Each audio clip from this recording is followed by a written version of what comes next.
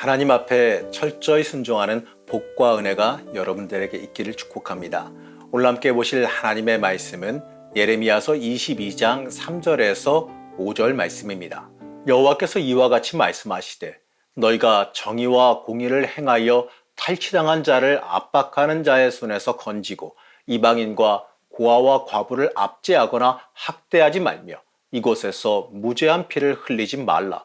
너희가 참으로 이 말을 준행하면 다윗의 왕위에 앉을 왕들과 신하들과 백성이 병거와 말을 타고 이 집 문으로 들어오게 되리라. 그러나 너희가 이 말을 듣지 아니하면 내가 나를 두고 맹세하노니 이 집이 황폐하리라. 여호와의 말씀이니라. 엔게디 말씀 묵상과 함께 하시는 성도님들을 축복합니다.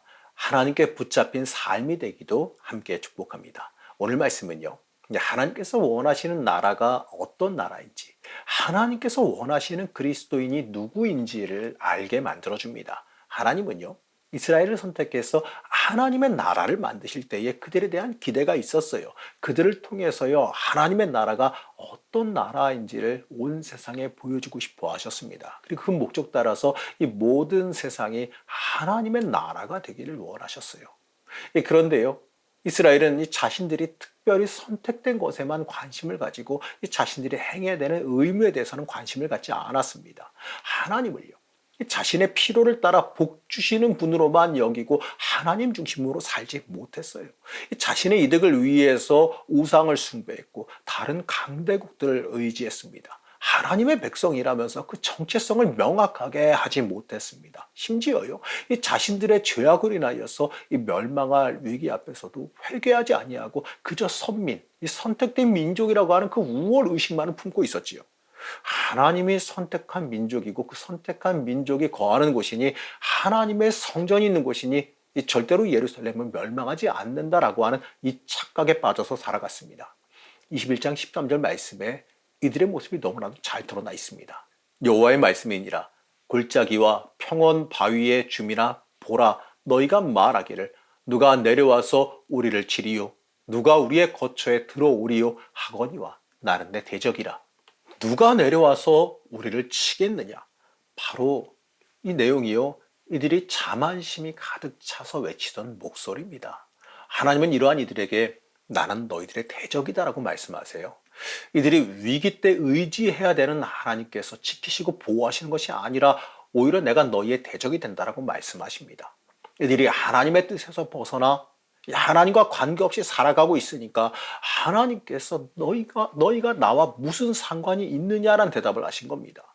하나님은요, 다시 한번 이스라엘의 왕들에게 말씀하시는 형식으로 이스라엘이 행해야 되는 하나님의 의무, 하나님의 정의가 무엇인지를 알려주고 계십니다. 3절 말씀을 보시겠습니다.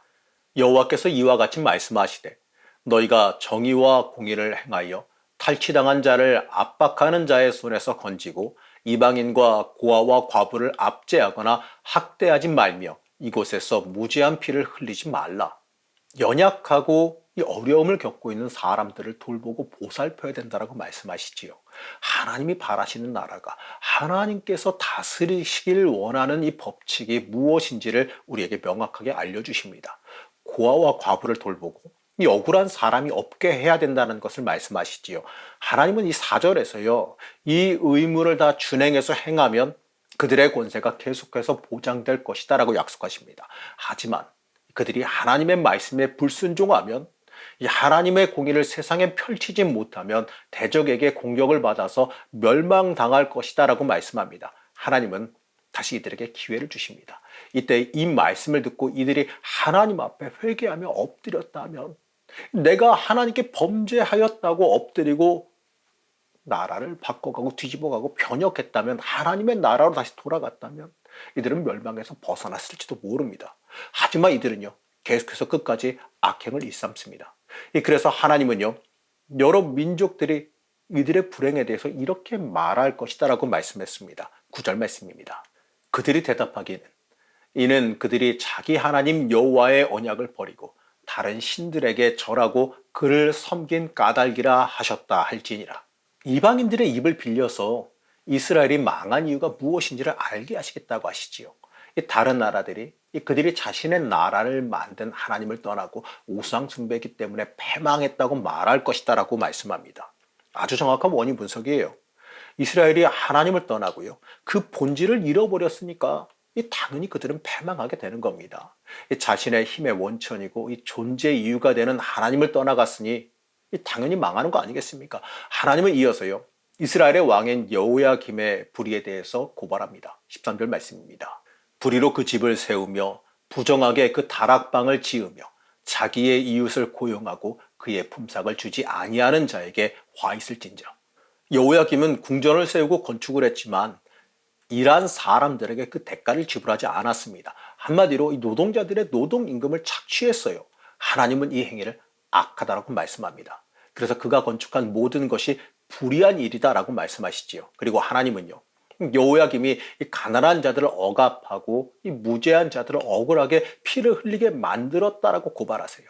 하나님 보시기에는 불합격이다라고 말씀하시는 겁니다. 그 결과가 어떻습니까? 이 역사를 보면요. 여호야김은 이 바벨론 느부갓네살에 의해서 이 쇠사슬에 결박되어 바벨론으로 끌려갔습니다. 그리고 그 뒤에 이 끔찍한 죽음을 맞이했지요. 하나님은요. 여호야김의 아들 이 고니아에 대해서도 말씀합니다. 이 사람 이 고니아라고 여기서는 말하고 있지만 우리가 흔히 아는 여호야긴이라고 하는 왕입니다. 이 고니아가 여호와께 버림받을 것이라고 말하지요. 그 손에서 왕의 상징인 인장반지를 빼어서 바벨론 이 느부갓네살 왕에게 줄 것이다라고 말씀하세요. 이 고니아가 바벨론 포로로 잡혀가 돌아오지 못하고 그가 후사를 보지 못함으로 회복할 수 없이 몰락할 것이다라고 말씀합니다. 실제로 여호야긴은 그 아버지 여호야김이 포로로 잡혀가고 왕위에 올랐습니다. 하지만요, 그는 하나님 보시기에 여전히 악을 행했죠. 그러다가 이 3개월 만에 다시 바벨론의 공격을 받고 포로로 잡혀갔습니다. 하나님의 뜻을 벗어나고 자신이 모든 것을 주관하려고 하는 그 인생은요, 이처럼 비참해질 수밖에 없지요. 내가 무엇 때문에 존재하는지 그 이유를 잃어버린 사람은요, 이러한 죄를 맞을 수밖에 없습니다. 우리는 이 말씀을 보면서 깨달아야 됩니다. 내가 누구를 위해서 존재하는지, 내가 무엇을 위해서 살아가야 하는지를 깨달아야 됩니다. 그리고 내가 살아가는 삶의 방향이 어디에 있는지, 내 인생의 가치 판단의 기준이 어디에 있는지를 깨달아야 됩니다. 사랑하는 성도 여러분, 우리는 하나님의 사람, 거룩한 길을 걸어가는 성도입니다. 그렇기 때문에 우리가 살아가는 삶의 모든 모습이요, 하나님께서 원하시는 삶으로 살아가야 되는 겁니다. 하나님은 우리의 인생이 하나님 중심이 되기를 원하셨습니다. 그리고 우리가 하나님께서 원하시는 삶을 살아가기를 원하십니다. 하나님의 정의와 공의가 내 삶 속에서 펼쳐지기를 원하십니다. 우리는요, 우리 삶을 돌아보면서 과연 내가 하나님의 정의를 행하며 살아가고 있는지를 살펴봐야 됩니다. 그리고 내가 그러지 못하고 있음을 하나님 앞에 철저히 회개해야 됩니다. 그럴 때 우리는 이 하나님의 정의를 행하며 살아갈 수 있는 그 능력이 우리의 인생에 임하게 될 것입니다. 하나님의 사람으로서 참된 복이 있는 길, 하나님께서 기뻐하시는 길로 여러분 걸어가시기를 바랍니다. 오늘도 이스라엘의 패망을 보면서요, 패망의 자리를 벗어나는 은혜가 여러분들에게 있기를 시간 간절히 축복합니다. 우리의 주인 되신 하나님, 우리 인생을 살아가면서 하나님께서 보시기에 만족스러운 삶을 살아가고 있는지를 돌아봅니다. 우리의 인생이 우리의 욕심과 고집으로 살아가고 있음도 함께 돌아보며 회개합니다. 우리를 구원하시고 복 주시기를 원하시는 하나님의 품을 떠나 살아가고 있음도 함께 회개합니다. 우리를 용서하여 주옵시고 참된 복이 있는 자리, 하나님께서 기뻐하시는 삶으로 돌아오게 허락하여 주시옵소서. 오늘 하루도 하나님께로 더 가까이 나아가길 원하오며 거룩하신 예수님의 이름으로 간절히 기도드렸습니다. 아멘.